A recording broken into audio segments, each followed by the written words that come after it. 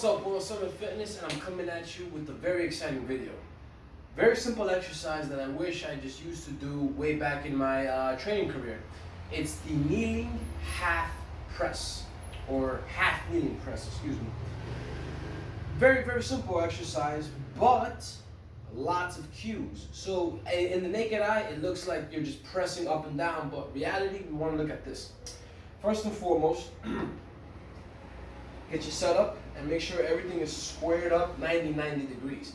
Second is, you don't want this arch of the spine, rather you want to tilt your pelvis this way.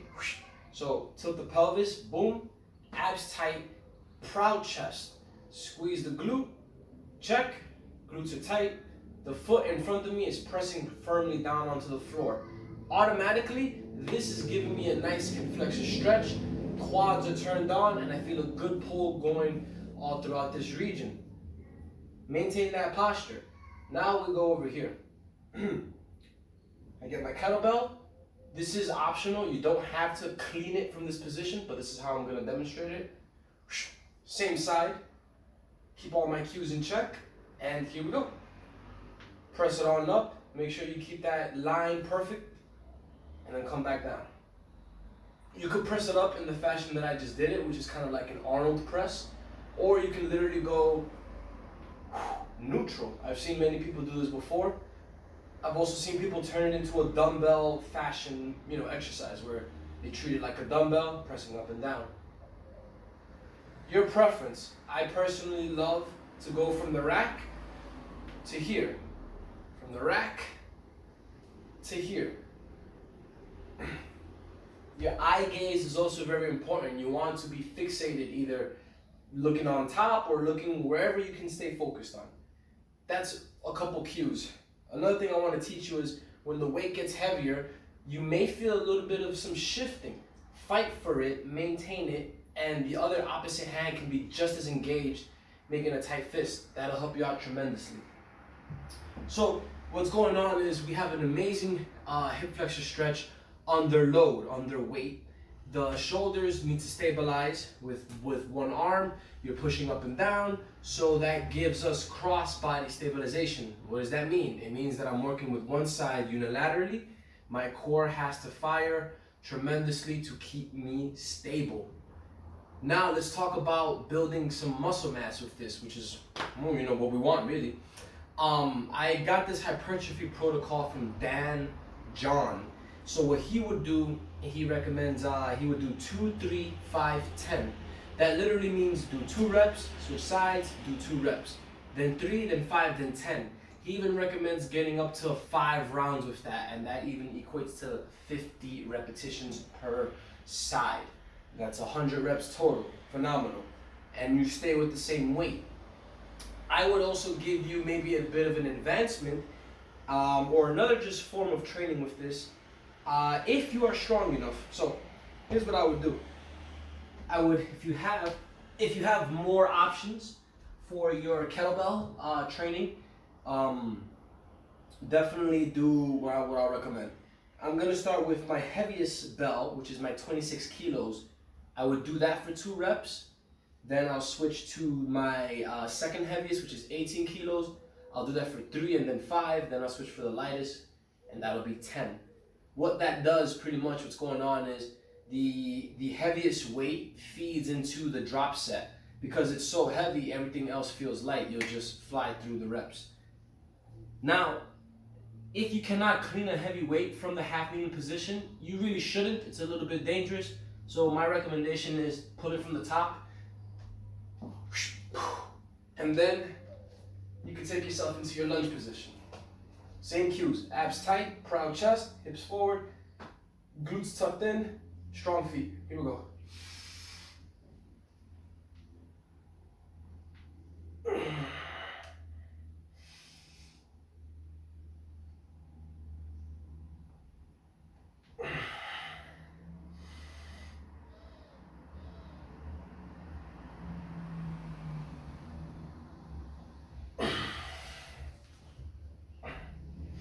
And you notice even with the heavy weight, I had to do a little bit of an adjustment, kind of push myself a little bit too forward and kind of had to wrap myself back in. So be mindful of these things. That's what the movement does. It gives you a whole global body awareness of what's not working. So, immediately into the next set.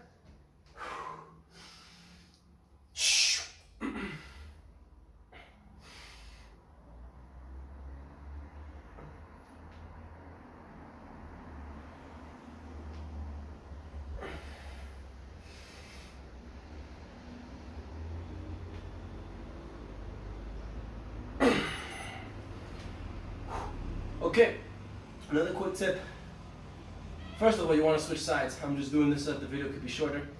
Second, you notice that I'm breathing in and out my nose as much as I possibly can. That last rep, I definitely breathed out when I dropped it. Nothing wrong with breathing out the mouth, but if you can breathe in and out the nose, keep your tongue on the roof of your mouth behind your teeth. It's very, lots and lots of good things are happening there. That I actually have a video on tongue awareness for better posture, so put the link in the description. Let's go for number 5. Ready?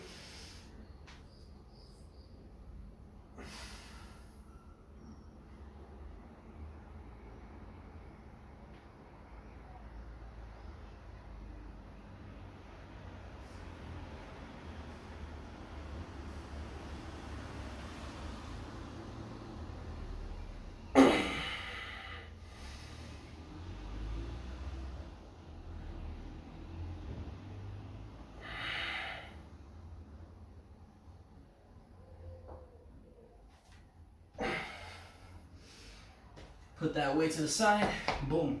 Let's go right into 10. Here we go.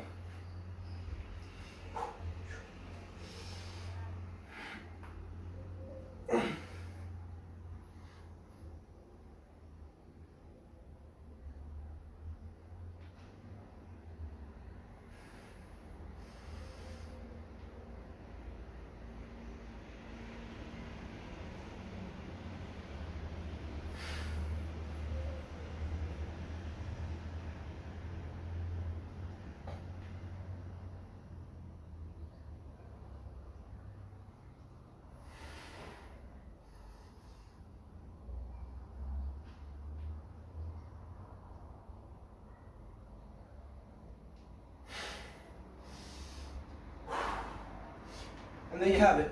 So, big movement, lots of range of motion, lots of bang for your buck. Hips are getting a good stretch as well as good stability. And I even recommend you superset this exercise. So after you do your 2s, you can go into goblet squats.